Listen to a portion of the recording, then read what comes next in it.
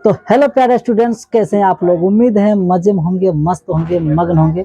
मैं पांडव सर आपका इस चैनल पर स्वागत करता हूं। आज के इस वीडियो में हम लोग बिहार बोर्ड की क्लास 12th का हिंदी दिगंत का पहला चैप्टर बातचीत लेकर आए हैं। इससे पिछले वीडियो में हम बातचीत का एक वीडियो बना चुके हैं, उसका शेष भाग कुछ रह गया था। आज उस शेष भाग को हम लोग इस वीडियो में कवर करने वाले हैं। तो चलिए आज का क्लास स्टार्ट करते हैं।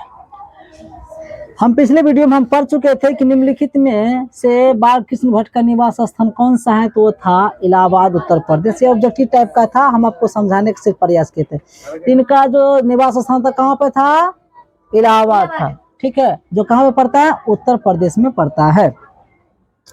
हालांकि अब इसका नाम बदल के क्या हो गया है, प्रयागराज हो गया है। बातचीत आप लोग ना करो, बिल्कुल नहीं करिए, कई बार समझा चुके हैं हम। आपका अगला प्रश्न है, अगर हम में वाक, यहाँ पे दोनों सटा हुआ होना चाहिए था, अगर हम में वाक शक्ति ना होती तो क्या होता। देखिए, अगर हम में वाक शक्ति ना होती तो ये समस्त संसार यानी समस्त सृष्टि गूंगी प्रतीत होती। ऐसा प्रतीत होता जैसे लगता है कि संसार में कोई किसी से कुछ बोल ही ना रहा हो, कोई किसी के मतलब को समझ ही नहीं पा रहा हो। अर्थात इसमें लेखक कहते हैं, अगर वाक शक्ति ना होती तो ये समस्त सृष्टि संसार गूंगी प्रतीत होती, माने गूंगी दिखाई देती। सभी लोग चुपचाप बैठे रहते, हम जो बोलकर सुख और दुख का अनुभव करते, वाक शक्ति न होने के कारण हम वो भी नहीं कर पाते। ये है वाक शक्ति नहीं होने के कारण से।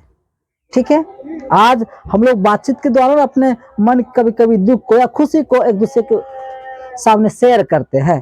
अगर ये बातचीत नाम का कोई चीज ही नहीं होता तो हम लोग सीधे क्या हो जाते हैं, गूंगे बहरे हो जाते, न हो जाते, चुपचाप बैठे रहते। चलिए, उम्मीद है आप लोग समझ गए। हम अगले प्रश्न की बात करें। अगर आपका अगला प्रश्न है, बातचीत के संबंध में वेन जॉनसन और एडिसन के क्या विचार। ये दो व्यक्ति हैं, उन दोनों का क्या विचार है बातचीत के बारे में, आइए थोड़ा सा समझने का प्रयास करते हैं। बातचीत के संबंध में वेन जॉनसन का राय है कि बोलने से ही मनुष्य के सही रूप का पता चल पाता है। अगर मनुष्य चुपचाप रहे तो उसके गुण तथा गुण का पता नहीं चल पाएगा। वेन जॉनसन का कहना है कि बोलने से ही मनुष्य के अंदर क्या है इस चीज का पता चलता है, क्योंकि जब तक वो बोलेंगे नहीं तो हम कैसे समझेंगे ईर्ष्यालु है कि गुस्सालु है कि दयालु है। ठीक है, तो बोलने से ही एक इंसान के अंदर के भाव का पता चलता है। ऐसा किसकी राय है, ऐसा किसकी मानना है, वेन जॉनसन का। अब एडिसन की राय है कि असल बातचीत सिर्फ दो व्यक्तियों के बीच ही हो सकती है, जिसका तात्पर्य यह हुआ कि वे एक दूसरे के दिल बोल के, माने दिल खोल कर होना चाहिए, तो दिल खोल के बात कर सकते हैं।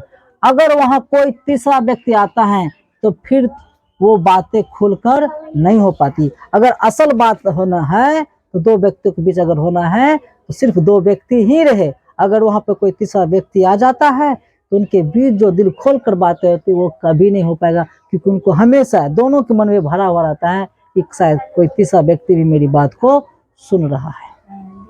उम्मीद है आप इस प्रश्न को भी समझ गए होंगे। नेक्स्ट आगे हम बढ़ते हैं। आपका 10वां प्रश्न है, आर्ट ऑफ कन्वर्सेशन क्या है। ठीक है, कन्वर्सेशन मतलब होता है जब आप अपनी भाषा को दूसरी भाषा में बदलते हैं, उसी को कन्वर्सेशन कहते हैं। तो बदलने की कला को इंग्लिश में हम लोग क्या कहते हैं, आर्ट ऑफ कन्वर्सेशन। ये है क्या, ये बात करने की एक ऐसी कला होती है जिसमें बातचीत के दौरान चतुराई के साथ प्रसंग छेड़े जाते हैं। चतुर मन तेज होता है, आप तेज के साथ साथ आप नए नए प्रसंग छेड़ोगे। प्रसंग का मतलब होता है किसी लंबे चौड़े कहानी के एक छोटा सा हिस्सा काट के लो और उसको सुना करके किसी को आप खुश कर सकते हैं या किसी को समझा सकते हैं, वो उसको कहते हैं प्रसंग। समझे मेरी बात। जिन्हें सुनकर अत्यंत सुख मिलता है, यह कला यूरोप के लोगों में ज्यादातर पाई जाती है। उम्मीद है आप लोग इस प्रश्न को भी समझ गए होंगे।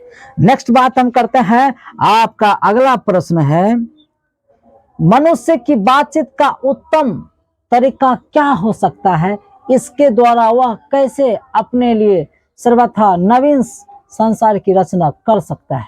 देखिए, मनुष्य के लिए बातचीत एकदम उत्तम तरीका है। उत्तम माने अच्छा होता है, उत्तम मतलब अच्छा, एकदम अच्छा तरीका है, क्योंकि इसके द्वारा ही मनुष्य का जो है ना एक नए संसार की रचना कर सकता है। मनुष्य एक नए संसार की रचना कर सकते हैं बातचीत के ही द्वारा। आइए ना समझने का प्रयास करते हैं, जो लिखी हुई बात इसी को पढ़ते हैं और समझते हैं। मनुष्य में बातचीत का सबसे उत्तम तरीका उसका आत्मवार्तालाप है। आत्मा ने अपने आत्मा से बात करो, ठीक है। किसी से बात करने से पहले कभी कभी तुम लोग अपने आप से बात करो, तो इससे आपको अनुभव होगा कि आप किस स्थिति में हैं। कभी कभी क्या होता है कि हम किसी की गलतियों को देखते रहते हैं, उसकी गलतियों को पकड़ते रहते हैं और उसकी गलतियों को उसके मुंह पे कह भी देते हैं। शायद हम लोग भूल जाते हैं कि हमारी भी कुछ गलतियां हैं, और अपनी गलतियों को बिना जाने बिना परखे दूसरे की गलती कभी भी मत कहो। 1000 बार सोचो किसी को गलती कहने से पहले, क्योंकि शायद जिसके बारे में तुम कहने जा रहे हो वो भी तुम्हारी गलतियां जानता हो। शायद तुम भूल गए हो लेकिन वो संजो के रखे है, और जब तुम उसकी गलती को बताओगे ना तो तुम्हारा जब वो गलती तुम्हारे मुंह पे थोपेंगे तो तुम्हारा मुंह काला पड़ जाएगा। इसलिए किसी को गलत करने से पहले 1000 बार सोचो पहले हम पूर्ण रूप से सही है या नहीं। ये जीवन में उतार लो, एक जीवन में सीखने योग्य बात है। इस चीज को हमेशा गांठ बांध के याद रख लो। किसी की बुराई करने से पहले या किसी को गलत कहने से पहले अपने आप से पूछो। इसी को कहते हैं आत्मवार्तालाप। अपने आत्मा से तुम बात करो, क्या हम जो करने जा रहे हैं सही करने जा रहे हैं, और ये जो हम करने जा भी रहे हैं क्या इससे पहले हम ठीक है। तुमको वो सेटिस्फाइड कर देगा। लेकिन आजकल लोग कोई नहीं सोचते हैं ऐसा, अपनी आत्मा से बात ही नहीं करते हैं, वो सीधा खुद पढ़ते हैं। बदले में पता चलता मुंह की खानी पड़ती है, अर्थात खुद अपने मुंह से बुराई करके खुद अपनी बेइज्जती करवा लेना। ठीक है, तो इन चीजों से बचना है। तो उम्मीद है एक सेंटेंस को हमने अपने भाषा में समझाने का आपको प्रयास किया है। कोई भी कार्य करने से पहले आप आत्मवार्तालाप कीजिए, अपने आप से बात कीजिए। मनुष्य अपने अंदर ऐसी शक्ति विकसित करे जिसके कारण वह अपने से बात कर लिया करे। आत्मवार्तालाप इसलिए जरूरी है ताकि क्रोध को नियंत्रण पाया जा सके, जिससे दूसरों को कष्ट ना पहुंचे। क्योंकि हमारी भीतर की मनोवृत्ति, हमारे अंदर की जो मनोवृत्ति है, हमारी जो गुण है वो नए रंग दिखाया करती हैं। हमारे अंदर का जो मन में जो बैठा हुआ है, जिस कल भी पहले भी हम पिछले वीडियो में बता चुके, चित्त नामक एक चीज होता है जो कि हमेशा हम लोगों को उकसाते रहता है कुछ ना कुछ करने के लिए, कुछ ना कुछ खाने के लिए। जो हमारे अंदर चित्त बैठा हुआ है, आज क्यों लोग एक दूसरे के पीछे भाग रहे हैं, वो चित्त सब करवा रहे हैं। आज क्यों लोग नई नई चीजों के पीछे भाग रहे हैं, सब कुछ कौन करवा रहा है? हमारे अंदर जो बैठा हुआ चित्त है। याद रखो, अगर वो कुछ नहीं कहेगा तो ऐसे कुछ कर ही नहीं सकते हैं। हम जिस चीज को पसंद करते कौन करवाता है? ये अंदर बैठा हुआ चित्त। अगर ये नहीं होगा तो हम किसी चीज को पसंद नापसंद की बातें यहाँ नहीं होगी। अच्छे खराब की हम तुलना ही नहीं करेंगे। ये तुलना करवाते, ये ठीक है, हाँ ये ठीक है, ये नहीं ये खराब है। तो तुलना भी कौन कराते? हमारे अंदर बैठा हुआ वो मनोवृत्ति। वो क्या है? मनोवृत्ति नए रंग दिखाया करती हैं, वो हमेशा बदलती रहती हैं। इंसान को चाहिए कि वो अपने जिह्वा पर काबू रखे। आपके अंदर ये जिह्वा है, रहीमन जिह्वा बावरी कह गई सरग पतार, आपो तो का भीतर गई जूती खात कपार। ये दुआ है रहीम साहब जी के। वो कहते हैं कि जीवा बड़ा उतावला होता है, बड़ा बावरी होता है, कहने का तुरंत श्रम की बात कर जाता है, कहां से कहां तक की बात कह डालता है। जब बात आती है मार खाने की, आप तो अंदर दुबक जाते हैं। मार तो पीठ को खाना पड़ता है, मार तो कपार को खाना पड़ता है। इस सेंटेंस का मतलब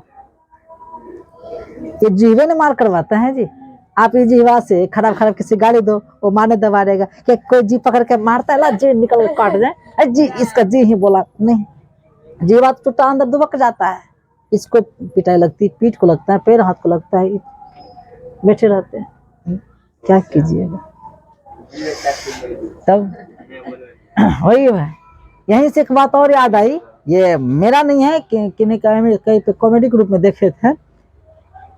कहता है कि गलतियां सबसे पहले आंख से होती हैं, कि भाई देखने का काम यही करता है और यही सब कुछ करवाता है। आज जो लोग गलतियां जो भी कुछ कर रहे हैं ना, वो गलतियां अक्सर आंख से ही होती हैं। आंख से शुरू होती हैं, आंख पे ही खत्म होती है। अब देखिए कैसे एक अंधा व्यक्ति कभी किसी गलती कुछ क्या है, क्योंकि वो कुछ देख ही नहीं सकता है, इसलिए गलती नहीं करते हैं। और हम लोग आंखें थी इसलिए हम लोग गलती करते हैं। इसमें कहानी आधार है, शायद कहीं पे हम देखे थे, थोड़ा सा उसको कहानी को दोहरा दो आपको। कहानी यह था, ऐसे यानी कि हो उसके जैसा बोलो, थोड़ा सा इधर उधर हो सकता है, कहानी कुछ ऐसा ही था। हाँ, एक कहीं पे आम फला हुआ था, उस फल को देखा मेरे आंख ने, अब ये आंख वहां तक तो जा नहीं सकता, तो चल के गया मेरे पैर में। अब पैर आम तोड़ नहीं सकता, तो तोड़ा मेरे हाथ में।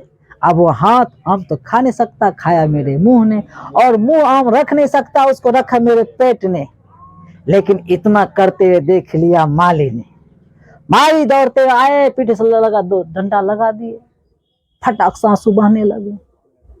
क्योंकि शुरुआत, भाई चोट लगा पीठ को, आंसू आंख से क्यों निकले?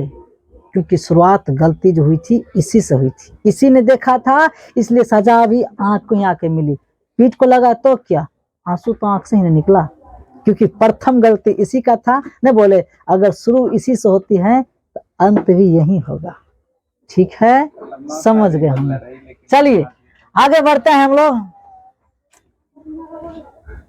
अपने मधुर वाणी से दूसरे को प्रसन्न, देखो हम थोड़ा सा भूल गए, कहां तक पढ़ रहे थे हम लोग? पढ़ रहे थे कि ऐसे करने से किसी से ना तो कटुता रहेगी और न ही किसी से बैर, बैर मैंने दुश्मनी, इससे दुनिया खूबसूरत हो जाएगी। यही बातचीत का क्या है, उत्तम तरीका है। चलिए हम आगे बढ़ते हैं। आपका अगला प्रश्न है, थोड़ा सा लॉन्ग होगा, परंतु क्या कीजिएगा, आपके ये पाठ्य पुस्तक का प्रश्न है तो उसको हम हटा तो नहीं सकते हैं, समझाने का ही प्रयास करेंगे। आइए समझते हैं। व्याख्या करें, व्याख्या करें, किस चीज की व्याख्या करें? आपके पाठ्य पुस्तक का कुछ लाइन दिए जाते हैं, उस लाइन का मतलब क्या है, उस पंक्ति का मतलब क्या है, वो आपको समझाना आता है, जो परीक्षा में आपको लिखना है। आइए समझते हैं। हमारी भीतरी मनोवृत्ति नए नए रंग दिखाती है। यह प्रपंचात्मक संसार का एक बड़ा भारी आईना है, जिसमें जैसी चाहो वैसी सूरत देख लेना, कोई दुर्घट बात नहीं। ये संसार जो है एक बड़ा सा आईना है। इस बड़ा सा संसार के आईना में आप जैसा देखना चाहते हो वैसा देख सकते हैं। आप गलत के राह देखोगे तो आप गलत में भी जा सकते हो, सही के राह चुनोगे तो सही में भी जा सकते हैं। यानी आपको पूर्ण आजादी, आप रास्ता तो चुनो, बस निर्भर इस बात पर करता है कि आप चुन क्या रहे हो। ठीक है, जो समाज के लिए सही होना चाहिए उसको ही चुनिए, जो आपके लिए भी सही हो उसको भी चुनना चाहिए। ऐसा ना चुन लेना रास्ता जो समाज के लिए बुराई हो, साथ साथ तुम्हारी लाइफ की भी बर्बादी हो, ऐसा रास्ता कभी ना चुनना। ठीक है, आइए समझते हैं। प्रस्तुत पंक्ति बाल कृष्ण भट्ट द्वारा रचित पाठ बातचीत से ली गई है। मनुष्य की भीतरी मनोवृत्ति प्रत्येक क्षण नए नए रंग दिखाती है, अर्थात उसमें नए नए विचार आते रहते हैं। वह इन प्रपंचों से पूर्ण संसार एक बड़ा आईना है, जिसमें ऐसी घटना को भी देखा जा सकता है जिसके घटित होने की आशा ना हो। आजकल लोग कुछ ऐसे भी घटनाएं देख लेते हैं जिसकी अभी तक घटना घटित होने की कोई खबर नहीं है, ऐसे भी घटना घटित देख लेते हैं। ये हम लोग भी अपने बचपनों में ऐसा करते थे। रात में सोने से पहले आंख खुली हुई है, कुछ अपने मन से अपने अंदर काल्पनिक कहानी बनाते थे। बच्चों में एक काल्पनिक कहानी बनाते थे। अब मान लो अपने आप काल्पनिक कहानी बनाएंगे तो कुछ अपने लिए अच्छे हैं सोचेंगे।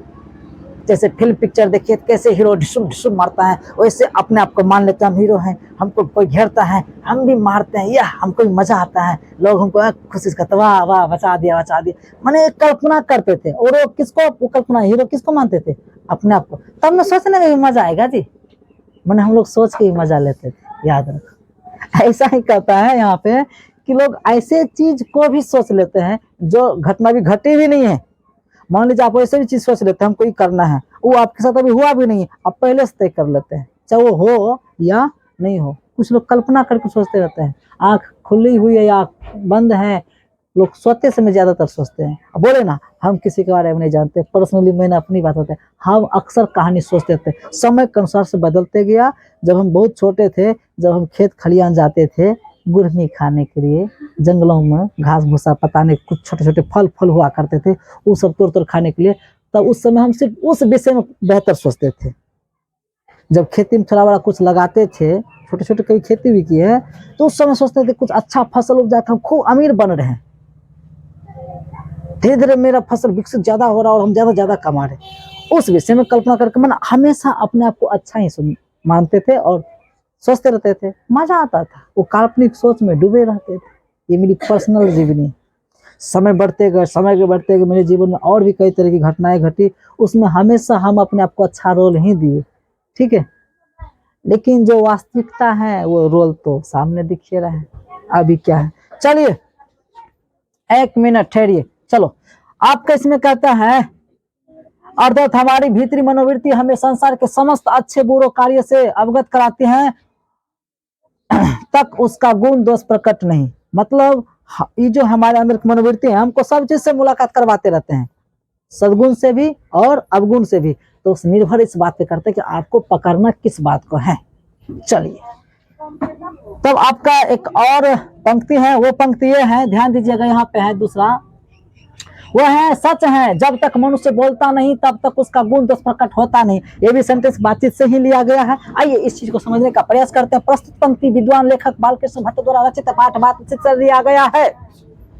निबंध के माध्यम से बताना चाहते हैं कि बातचीत ही एक ऐसा विशेष तरीका है जिसके कारण मनुष्य आपस में प्रेम से बात कर उसका आनंद उठाते हैं, परंतु मनुष्य जब वचाल हो जाता है अथवा बातचीत के दौरान अपने आप पर काबू नहीं कर पाता है तो वह दोष है, परंतु जब किसी सलीके से बातचीत करता है तो वह गुण है। अगर आप किसी से उत्तेजित होकर बात करते हैं, गुस्सा में बात करते हैं, तो वो क्या है, वो आपके लिए मतलब अच्छी बात नहीं है, खराब बात है, ठीक है, वो दोष है। लेकिन जब आप किसी से सलीके से तमीज से बात करते हैं तो आपके लिए क्या बन जाता है, गुण बन जाता है। मनुष्य के चुप रहने के कारण उसके चरित्र का कुछ पता नहीं चलता, परंतु जैसे ही वो कुछ बोलता है तो उसकी वाणी के माध्यम से हम लोग उसके गुण के दोष को पकड़ लेते हैं कि वो व्यक्ति कैसा है। उम्मीद है कि आप लोग इस क्वेश्चन को भी समझ होंगे। तो आज का ये चैप्टर समाप्त हो जाता है। तो आज की वीडियो में इतना ही, मिलते हैं नेक्स्ट वीडियो में नेक्स्ट टॉपिक के साथ। तब तक आप लोग अपना ध्यान रखिए, ख्याल रखें। धन्यवाद।